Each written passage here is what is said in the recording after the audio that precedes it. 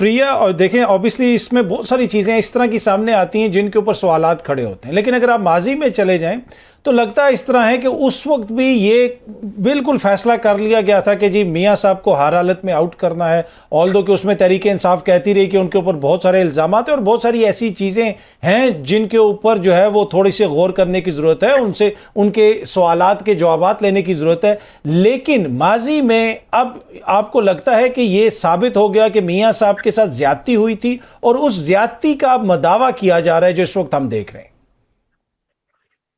دیکھیں سسٹم کو چلنا چاہیے کاظمی صاحب. اصل میں جو بھی کچھ ہو رہا ہے یہ ہم ایک پولیٹیکل ڈیبیٹ کرتے ہیں، پولیٹیکلی اپ اینڈ ڈاؤن دیکھا، سسٹم کو استعمال کیا گیا، آرم ٹویسٹنگ ہوئی، اداروں کو استعمال کیا گیا، چاہے کسی کو فائدہ دینے کے لیے استعمال کیا گیا، چاہے کسی کو کرٹیل کرنے کے لیے استعمال کیا گیا.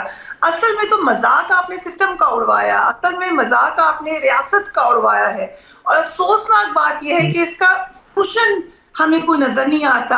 کیا سولوشن ہوگا؟ آپ جو سیاسی ڈیبیٹ دیکھتے ہیں وہ اسی حوالے سے ہوتی ہے، اس حوالے سے نہیں ہوتی کہ ہمیں سول سپریمیسی چاہیے، وہ اس لیے ہوتی ہے کہ ہمیں فیورٹ بنا لو، ہم حاضر ہیں خدمت کرنے کے لیے.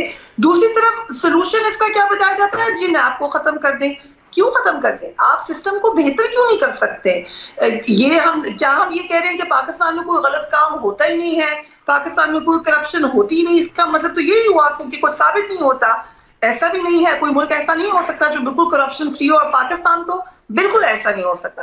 تو سولوشن کیا نکلے گا؟ ایک تو سسٹم نظر آتا ہے کہ آپ سارے سیاستدان ایک دن بیٹھ کے یہ فیصلہ کریں کہ ہم اپنی غلطیاں بھی پکڑیں گے، دوسروں کی بھی پکڑیں گے، ہم اکٹھے رہیں گے اور اس کو ہم ٹھیک کریں گے، جو کہ ہونے والا نہیں ہے. دوسرا طریقہ یہ ہے کہ آپ ایکسپٹ کر لیں کہ ہم جس طریقے سے آتے ہیں ہم اسی طریقے سے نکالے بھی جا سکتے ہیں.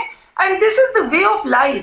بجائے اس کے کہ جب آپ کو راستہ آپ کا انورڈ ہے تو آپ بہت خوش ہیں، جب آپ کو بتا دیا جاتا ہے کہ اب آپ کے جانے کا ٹائم ہے تو آپ وہیں پہ بندوقیں لے کے شروع ہو جاتے ہیں. نقصان اس میں صرف ملک کا ہوتا ہے. ٹھیک. اچھا جہانگیر جدون صاحب، آپ جس طرح میاں صاحب کے وکلا جو ہیں وہاں پہ دلائل بھی دے رہے ہیں، آپ بھی عدالت میں موجود تھے، اب یہ تاثر دیا جا رہا ہے کہ یہ بڑے سادہ سے معاملات ہیں اور اس طرح یہ حل ہو جائیں گے. اگر یہ معاملات اتنے ہی سادہ تھے تو 4 سال میاں صاحب کیوں نہیں آئے؟ پھر اپنے بھائی کی حکومت میں بھی وہ نہیں آئے، اس کی کیا وجہ ہو سکتی ہے؟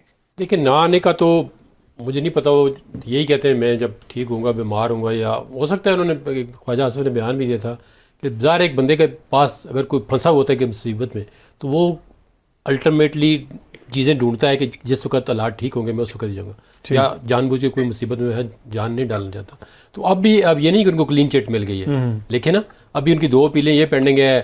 پھر جو ڈسکوالیفیکیشن والا معاملہ ہے ہمارے مطابق تو وہ کہتے ہیں 5 سال ہو گئے، لیکن کوئی اعتراض کرے ہو سکتا ہے آگے جائے نہ جائے، لیکن ابھی بالکل جس طرح کہتے ہیں نا بندہ کہ وہ کلین چٹ مل گئی ہے ابھی نہیں ہے. ابھی دیکھیں نیب کے اندر ایک اور کیس چل رہا ہے، وہ تو شاخانہ والا بھی ابھی اپیلیں. وہ کہتے تھے نا کہ جی سپریم کورٹ میں جب تبدیلی ہوگی تو اس کے بعد میاں صاحب. دیکھیں تبدیلی کا مطلب یہ ہے نا کہ کل چیف جسٹس نے کہا جی کہ یہ آرمی کا ڈائریکٹریٹ ہے، آپ کس لا کے تحت آئے ہیں.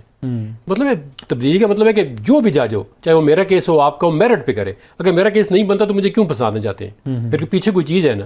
اب عمران خان کا کیس نہیں بنتا، اس کو کیوں پھنسانا چاہتے ہیں مثال کے طور پہ؟ اس کا مطلب پیچھے کوئی سم تھنگ از دیئر. جعلی کیس تو کسی پہ نہیں بننے چاہیے.